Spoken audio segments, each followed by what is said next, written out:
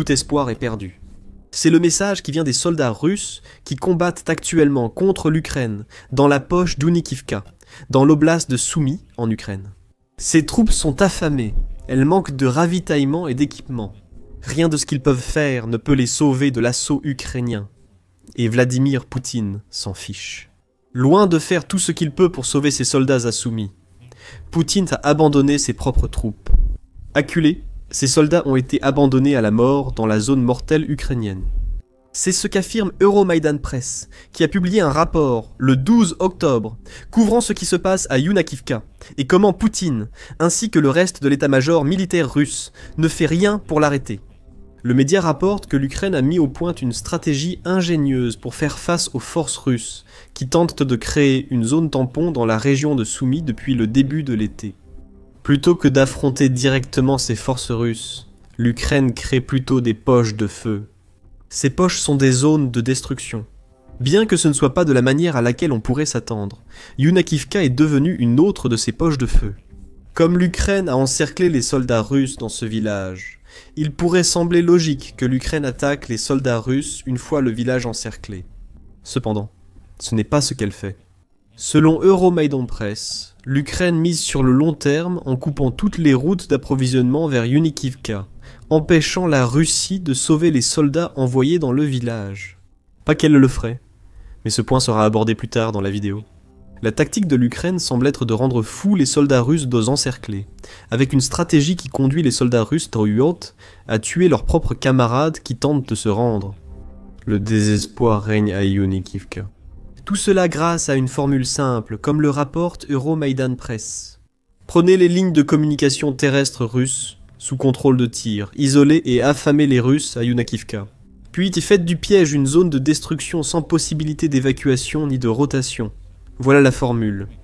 Et ça fonctionne comme dans un rêve. L'Ukraine exploite une faille majeure dans la hiérarchie militaire russe. Abandonner un territoire capturé est impensable pour les commandants russes, notamment parce qu'ils devraient expliquer à Poutine ce qui s'est passé. Ainsi, piégés dans la zone de destruction d'Unikiva en Ukraine, les commandants russes n'autorisent pas leurs soldats à se rendre. Ils devraient simplement mourir comme ils le font. Couper les lignes d'approvisionnement russes est une tactique ukrainienne courante, et elle a été beaucoup utilisée à Soumy. Le 25 août, l'Ukraine a tendu une embuscade au convoi du lieutenant-général russe Essadoula Abatchev. Le général se rendait à Soumy pour organiser l'offensive d'été déjà en échec dans la région, mais elle a été gravement blessée par une attaque de drones ukrainiens. Fait intéressant, l'Ukraine a précédé cette frappe en détruisant un pont près de Yunakivka. Cela indique que la situation actuelle du village résulte de semaines d'efforts des forces ukrainiennes pour isoler les soldats russes.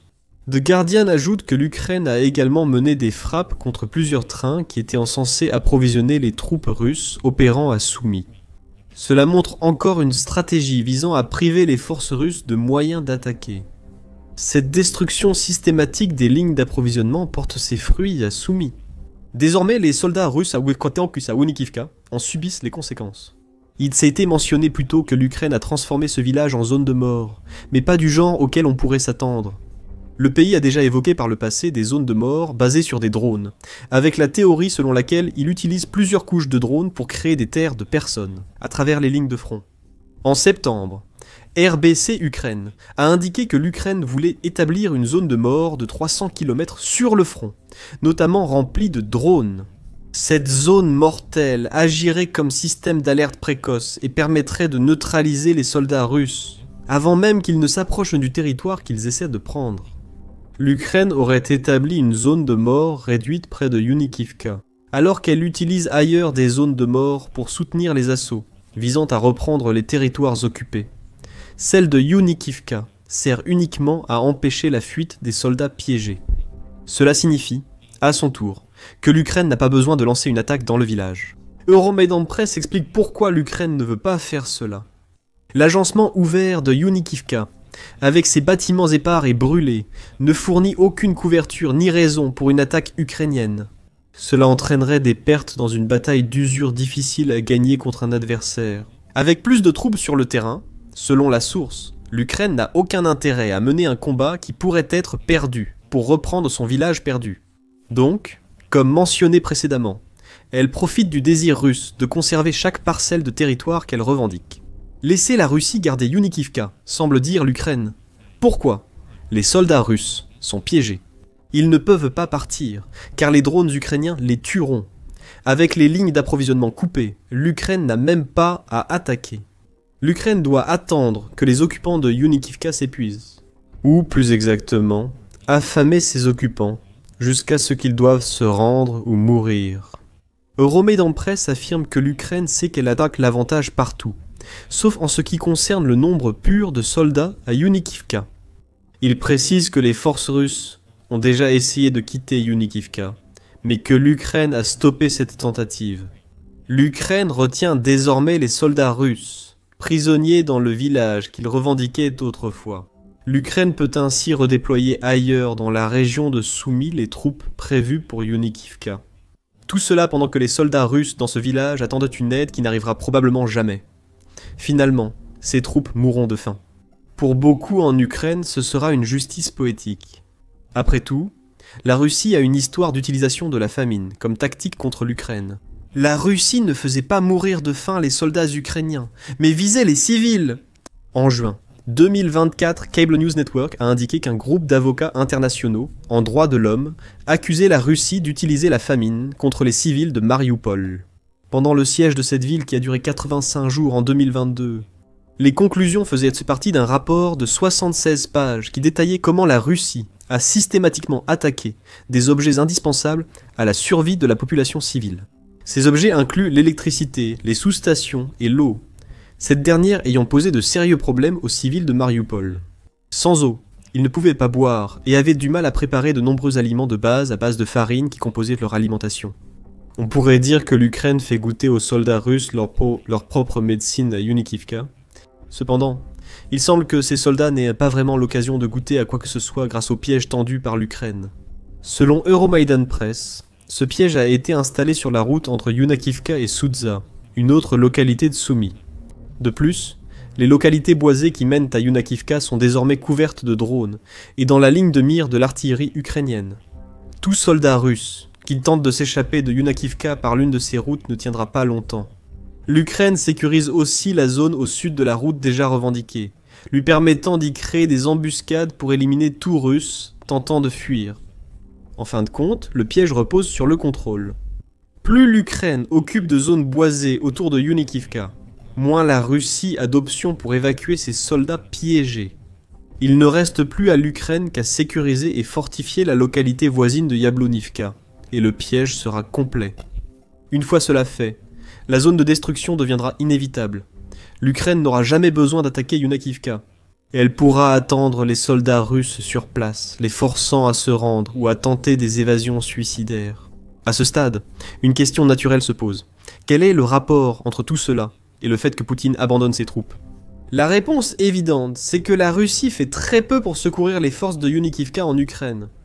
Certes, l'Ukraine rend ce sauvetage très difficile avec son encerclement du village, mais la Russie ne semble même pas essayer.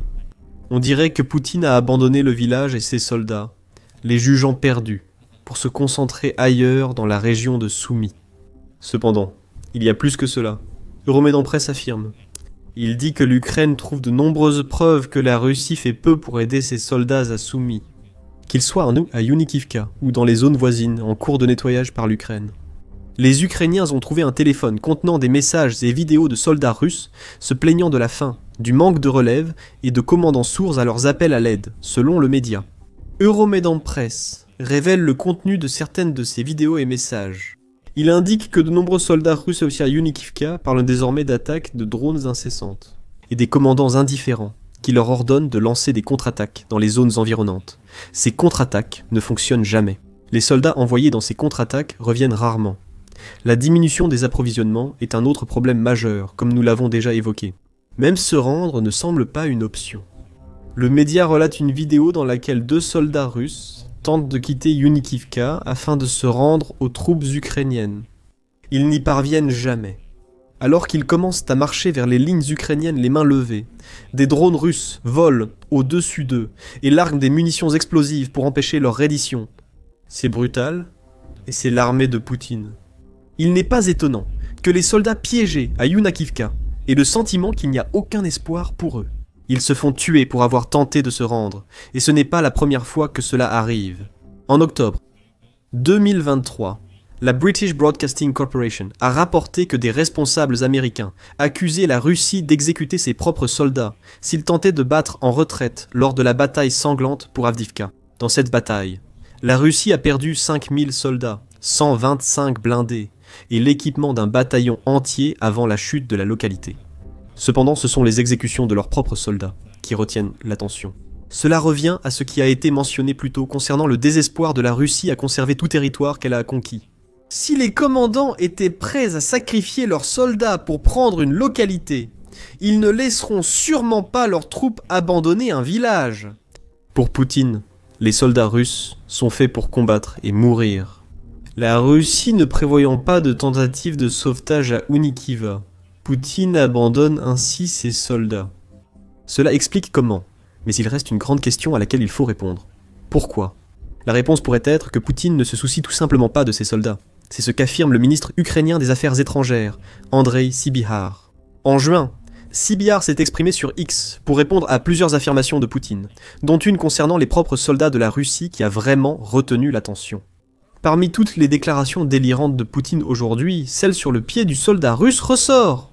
En réalité, partout où un soldat russe pose le pied, il n'apporte que la mort, la destruction et la dévastation. Sybiha a dit que Poutine se moque des soldats russes dont les pieds sont déchiquetés par les drones ukrainiens. Il a tué massivement son peuple. Il a déjà sacrifié 1 million de soldats russes dans un bain de sang insensé en Ukraine sans atteindre un seul objectif stratégique. 1 million de soldats, 2 millions de pieds. Sybiha a réagi à une déclaration précédente de Poutine, affirmant que tout lieu foulé par un soldat russe appartient à la Russie. Je l'ai déjà dit, Russes et Ukrainiens forment un seul peuple, a lancé Poutine. Ainsi toute l'Ukraine nous appartient. Il y a une vieille règle que nous suivons. Partout où un soldat russe pose le pied, c'est à nous. Le ministre des Affaires étrangères ukrainien souligne le ridicule de cette affirmation. Surtout que tant de soldats russes meurent sur une terre censée leur appartenir. Et mourir, c'est bien ce que font les soldats russes. En masse, Sybiha affirme qu'1 million de Russes sont victimes de la guerre en Ukraine. Mais ce nombre a considérablement augmenté depuis. Le ministère des Finances ukrainien le souligne, rapportant que la Russie a perdu 1 123 950 de ses soldats entre le début de l'invasion lancée par Poutine et le 13 octobre. Rien que le 12 octobre 1140 soldats russes ont été sacrifiés pour l'ambition de Poutine. Des milliers, voire des millions d'autres suivront, car Poutine ne s'arrête pas. Le dirigeant russe accepte de sacrifier ses soldats pour l'Ukraine. Et la terrible vérité, c'est que la Russie est encore loin d'obtenir ce qu'elle veut. Selon Al Jazeera, la Russie contrôle actuellement environ 20% du territoire ukrainien. Même si une grande partie de ce territoire a été conquise dès le début de l'invasion. Estimer son coût pour la Russie reflète mal la stratégie de Poutine. Pour chaque pourcent de l'Ukraine que la Russie a gagné, Poutine a permis qu'environ 56 197 de ses soldats soient blessés, tués ou capturés. Il reste 85% de l'Ukraine à conquérir. Si la Russie affiche les mêmes chiffres pour le reste du pays, elle aura perdu encore 4 495 800 de ses soldats d'ici à ce que l'Ukraine soit entièrement sous contrôle russe. Ce n'est pas tenable, mais cela n'a aucune importance pour Poutine car tout gain, aussi minime soit-il, vaut le sacrifice. C'est selon Politico, qui a écrit le 13 octobre, que la Russie saigne littéralement ses troupes pour ce qu'elle qualifie de gains microscopiques.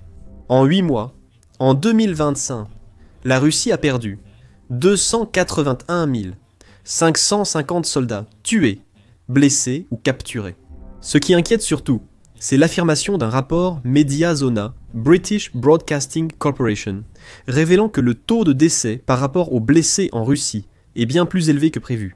En raison de l'absence d'un système normal d'évacuation des blessés depuis le champ de bataille, il n'y a que 13 soldats blessés pour un mort selon le rapport. Cela montre un faible taux de survie des blessés, mal formés à la médecine tactique et souvent laissés sans aide après blessure. L'absence de système d'évacuation des soldats en dit long sur ce qui se passe à Yunakivka. Poutine n'abandonne pas ses soldats à la mort parce que la Russie n'arrive pas à percer les lignes ukrainiennes pour les récupérer, même si l'Ukraine rend cette percée aussi difficile que possible. Aucune évacuation n'a lieu. Parce que Poutine et ses sbires se soucient si peu de leurs soldats, qu'ils n'ont même pas pris la peine d'élaborer des plans précis pour les évacuer lorsqu'ils sont blessés. Pourquoi Poutine devrait-il s'en soucier? Il y a des millions d'autres Russes qu'il peut envoyer au front pour remplacer ceux qu'il a abandonnés. Et cette façon de penser mène à la racine de la raison pour laquelle Poutine est prêt à abandonner les soldats piégés dans le piège ukrainien. Le président russe considère ces soldats comme rien de plus que de la chair à canon. Pour lui, les troupes piégées à Yunakivka ne sont guère plus qu'une distraction potentielle pour l'Ukraine, qui pourrait permettre à la Russie de progresser ailleurs. Même si l'Ukraine adopte une approche lente et prudente à Yunakivka, elle consacre tout de même des soldats à encercler la localité. L'Ukraine doit toujours utiliser des drones et de l'artillerie pour couper les routes d'évasion. Ce sont toutes des ressources que l'Ukraine ne peut pas déployer ailleurs dans la région de Soumy. Et c'est tout ce que Poutine voit vraiment. Les troupes abandonnées peuvent gauler de mourir, cela importe peu à Poutine. Au moins cela force l'Ukraine à utiliser une munition de plus. Le traitement de ces soldats, comme chair à canon par Poutine, a été mis en avant dans un article que Léon Aron a écrit pour The Spectator, en octobre 2024. Il a souligné que la Russie pille les prisons, et recrute ses plus jeunes citoyens pour combattre en Ukraine. Sachant que nombre de ces envoyés ne reviendront pas, Léon Aron termine par une question.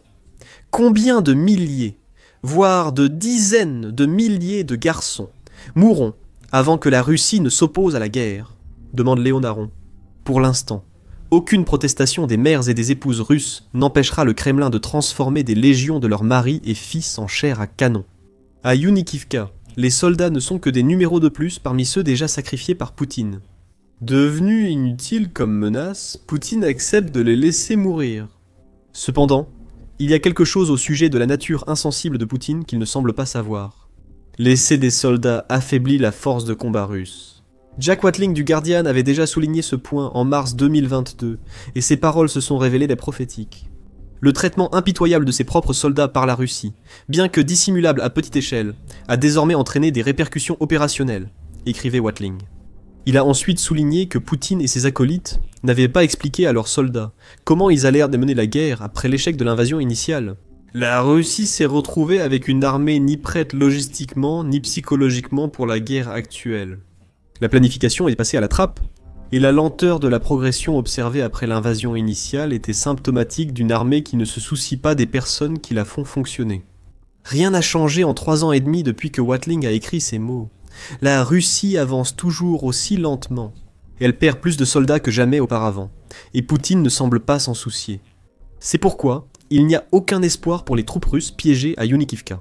Toute la guerre de Poutine contre l'Ukraine a reposé sur le sacrifice de soldats pour obtenir des gains. Les soldats de Yunakivka ont fait un petit gain. Maintenant, ils en payent un prix terrible. Poutine impose à ses soldats de tenir ou de combattre, même s'il sait qu'ils n'ont aucune chance. Le moral bas des Russes pourrait faire échouer les plans de Poutine. En fait, ce problème même pourrait bien être en train de provoquer l'effondrement de l'armée russe. L'armée de Poutine perd des soldats, car 70 000 soldats russes ont déserté à cause du traitement que Poutine leur inflige. Découvrez-en plus dans notre vidéo et n'oubliez pas de vous abonner à The Military Show pour d'autres vidéos sur ce qui se passe dans la direction de Soumy.